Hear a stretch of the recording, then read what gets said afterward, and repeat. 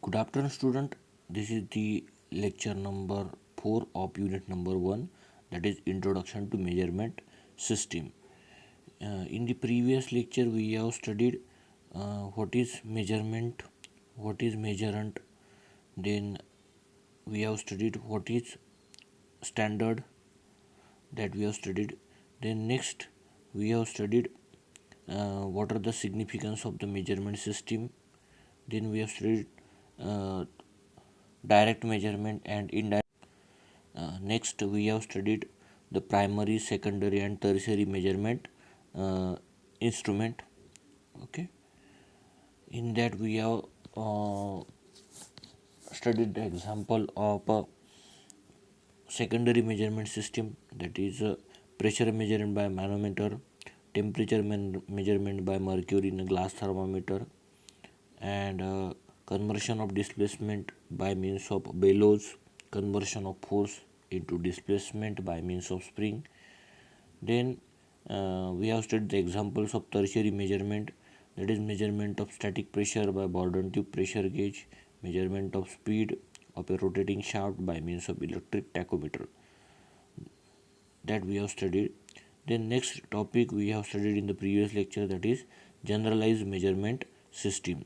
In generalized measurement system we have studied the detector transducer, that is the input stage, then intermediate stages which consist of manipulator, transmitter, processor, then last stage, that is output stage, which consists of controller, indicator, recorder. Okay, so that every component which we have seen in the generalized measurement system, all the component are present in the every measuring instrument. Okay, so we have studied that generalized measurement system in detail. Then we have studied the illustration of measuring system. For that we have studied the example of Bourdon tube pressure gauge with the help of one animated video related to that Bourdon tube pressure gauge. uh, then we will today we will have to study the pressure actuated thermometer. In the diagram we can see in a beaker having liquid, it may be a water, we will consider it that beaker consists of water, and in one bulb is deep into the water. Bulb is connected to the tubing, and that tubing is connected to the Bourdon tube. Okay, at the end of the Bourdon tube one linkage is there which is connected to the pinion and sector, which is combiningly known as a linkage and gear, and that gear is provided with a pointer, and that pointer shows deflection over the graduated scale. Okay, so we will have to study the pressure actuated thermometer for the illustration of the measurement. Okay, the liquid filled bulb act as a primary sensing and variable conversion element. Whatever the uh, bulb we are observing here, this bulb will act as a liquid filled bulb, act as a primary sensing and variable conversion element. Okay, now since the temperature changes, means the liquid present in the beaker whose temperature changes, which result in the pressure built up within the bulb. Whatever the bulb present into the liquid, and the temperature of the that liquid changes, the pressure built up within the bulb. Inside that bulb the pressure built up. Okay, due to the constraint, the thermal expansion of the filling liquid. Okay, and why that pressure built up? Due to the constant thermal expansion of the filling liquid, means that liquid is filling inside the bulb, and because of that the thermal expansion of the filling liquid, the pressure built up within the bulb. Then the pressure tubing is employed to transmit the pressure to the Bourdon tube. Now whatever the pressure tubing we can see here. Okay, which is employed to transmit the pressure, whatever the pressure built up into the uh, bulb, that will be transmit to the Bourdon tube. Okay, means through that tubing whatever the pressure built up into the border that bulb, which will be transmitted to the Bourdon tube. Okay. Bourdon tube, and thus function as the data transmission element. That tubing is acts as a data transmission element, means that bulb is acts as a primary sensing and variable conversion element, and that tubing is acts as a data transmission element, because the pressure is transmitted to the Bourdon tube through the tubing. Okay, the Bourdon tube convert the field pressure fluid pressure into displacement, and whatever the Bourdon tube attached to the tubing, which convert the fluid pressure into the displacement of its tip, hence act as a variable conversion element. Okay, so whatever the fluid pressure is transmitted from bulb to the Bourdon tube through tubing, uh, and that Bourdon tube convert the fluid pressure into displacement of its tip, and hence it acts as a variable conversion element. Okay, means there will be a conversion of pressure into some displacement. Okay, so displacement is manipulated by the linkage and gear, okay, to give a large pointer motion, and that manipulator, linkage and gear is acts as a manipulating element or manipulation element. Okay, the scale and the pointer serve as the data presentation element. Okay, whatever the scale and pointer shown over here, it will be acts as a data presentation element. Data presentation element. Okay, now here bulb acts as a primary sensor and variable conversion element. Then tubing acts as a transmission element, data transmission element. Then Bourdon tube acts as a variable conversion element, and linkage and gear, which will acts as a manipulation element, and scale and pointer, which acts as a data presentation element. Okay, means whatever the um, whatever the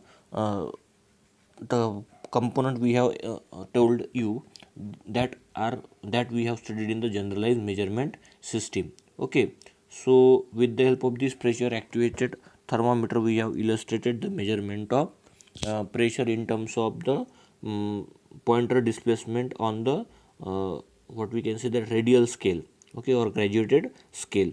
Okay, I think all of you have understood how the pressure actuated thermometer will work. Okay, in the previous lecture we have studied the uh, illustration of a measuring system, that is Bourdon tube pressure gauge for the measurement of pressure, and in this lecture we have studied the measurement of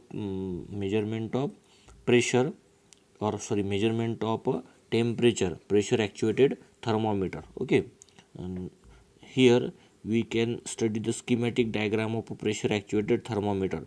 Okay, here temperature, that is measured quantity, primary sensing element, then variable conversion element is Bourdon tube acts as a variable conversion element, data transmission element, tubing, then variable conversion element Bourdon tube, variable manipulation element, linkage and gear, and data presentation element, scale and pointer. Okay, that we have studied in with the help of a diagram shown on the previous slide. Okay, then today we will have to study the next topic, classification of the instrument. Okay, there are number of instrument we have observed, such as odometer, tachometer, then glass in mercury in a glass thermometer, then wristwatch. Okay, then weighing balance, and then equilibrium balance. Okay, so there are different instrument we have studied, or different instrument we have seen at a different locations. Okay, so we will have to classify that instrument on the different categories. Okay, the first type is automatic and manual instrument. Automatic, the name itself suggests how it will work. Automatic and manual instrument. Automatic instrument means what? These instruments do not require an operator for measurement. Okay, means suppose we have to measure some parameter. In that case, that instrument doesn't require any human interference or any operator. Okay, that instrument is known as a automatic instrument. Means the working of that instrument takes place by own. Okay, that instrument is known as a automatic instrument. Example of that automatic instrument are temperature measurement by mercury in a glass thermometer. uh, Nowadays digital thermometers are there.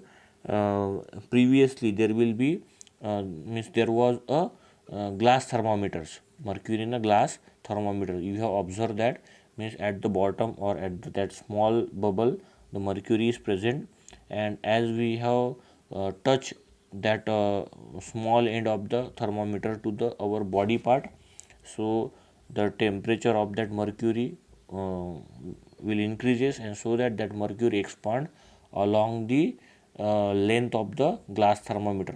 Okay, and on that glass thermometers there are markings, small markings will be there. Okay, that marking will be the measure of temperature in terms of displacement of the mercury in a glass thermometer. Okay, so that measurement of the temperature, there is no requirement of operator or there is no human interference is required. Okay, so then next example is a speed of vehicle.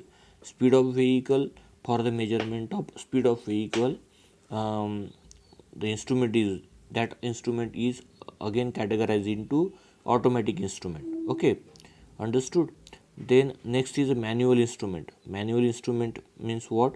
These instrument require an operator for the measurement, or we can say that some human interference is required for the measurement of any parameter. Okay, example of the instrument, that is temperature measurement by Wistron Beach circuit, or Bourdon tube pressure gauge. Okay, Bourdon tube pressure gauge, uh, or we can say that the equilibrium balance, it also requires some human interference. Okay, so automatic instruments are preferred because of their fast dynamic response and low operating cost. So in most of the cases nowadays we have observing the automatic instrument. Okay, because there is no human interference, or the operator is not required, and it will give very accurate reading, low operating cost. Okay, that's why many people are using the automatic instrument. Okay, then next type of sorry next type of instrument is self generating and power operated instrument. That self generating instrument is also known as active instrument. Okay, self generating or active instrument, these instruments do not require any outside power for its operation.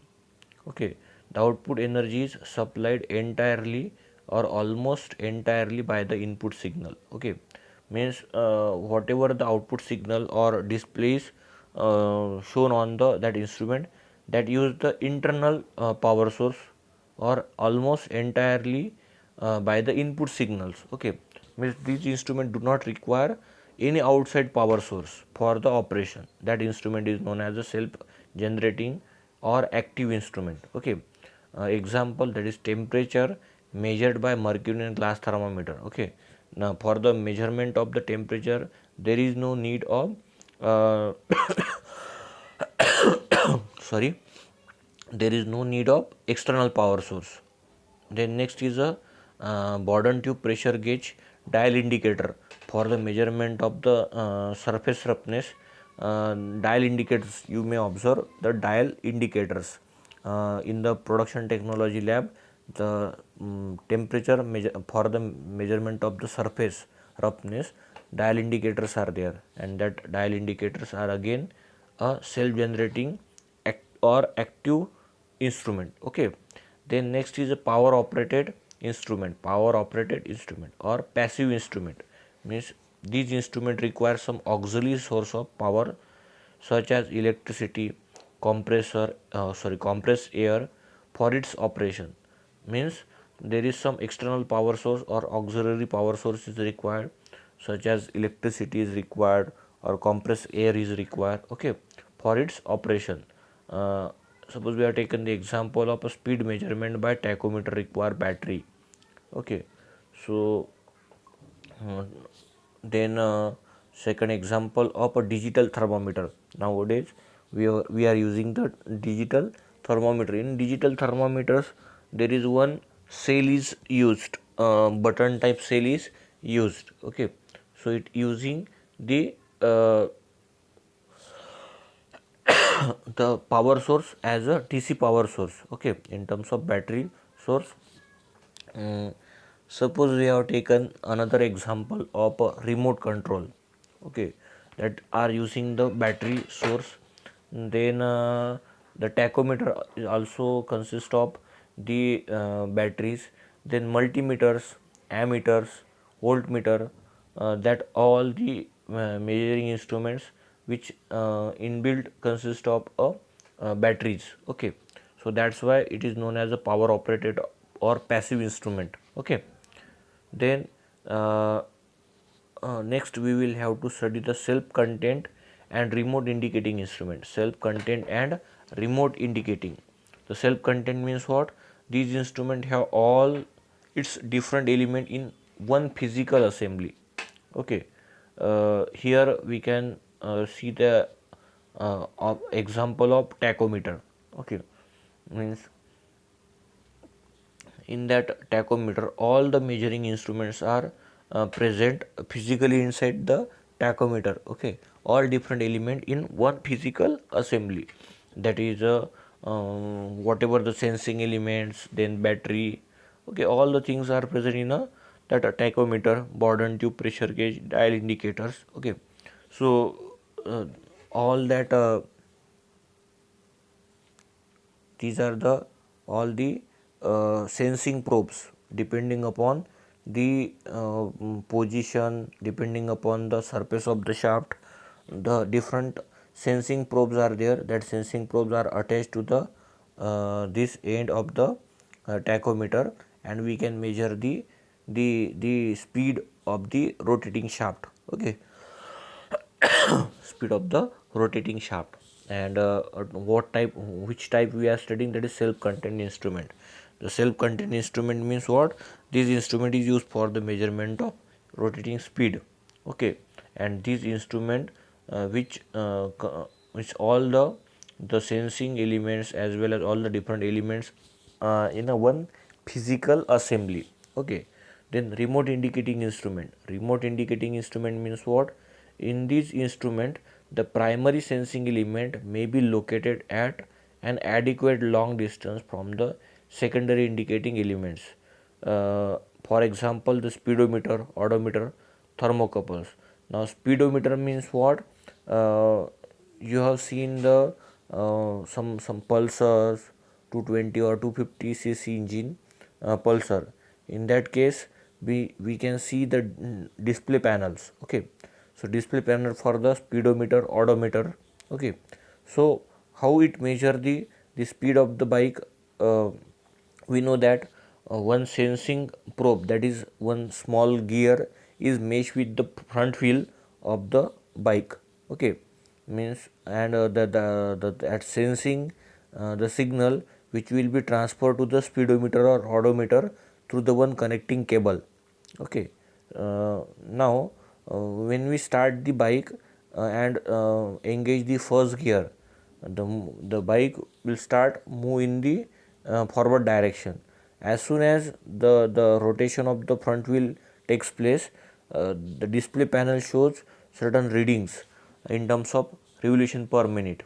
Okay, one revolution per minute, two revolution per minute. Okay, likewise it will shows the rotating speed of the wheel as well as the speed, moving speed or linear speed of the bike in terms of kilometer per hour. Okay, so here we can see that the speedometer or display of the speedometer is one location and the sensing probe is at the other location or remote location. That's why it is known as a remote indicating instrument. Similarly the thermocouples also. So you may have observed that the aluminum and chromium thermocouple means there will be a two wires of one is of aluminum and second is of chromium. Aluminum and chromium, that is aluminum and chromium thermocouples. Okay, that two wire or one end of the two wire will act as a sensing probe, and other end of the two wires will be connected to the display panel of the thermocouple. Once we have connected that one end of the sensing probe of the thermocouple is attached to the body temperature, or what we can say that to measure the temperature of the component, and other end which is connected to the display panel. Okay, so here also we will are measuring the temperature. The display panel is at one location and sensing probe is at the another location. Okay, that's why it is known as the remote indicating instrument.